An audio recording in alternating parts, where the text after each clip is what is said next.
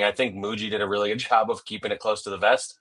I don't. They didn't really shop him around. This was really just the Colts that they were talking to about him, and they did that because they weren't trying to trade him, but they were willing to, is what it wound up being. And so, you know, they've proven with this new regime that nobody is sacred, I guess, and um, it's not what I mean, I didn't expect. And once that happened, it felt like all bets were off. So at Quinnen, I was like, all right, he's definitely going to trade now. I already thought he was anyway. And then I'm like, I started even just from rumblings and hearing about what was being talked about around the league. Like, I'm like, all right, Jermaine and Brees, like at least one of them is also going to get traded, is the vibe I got.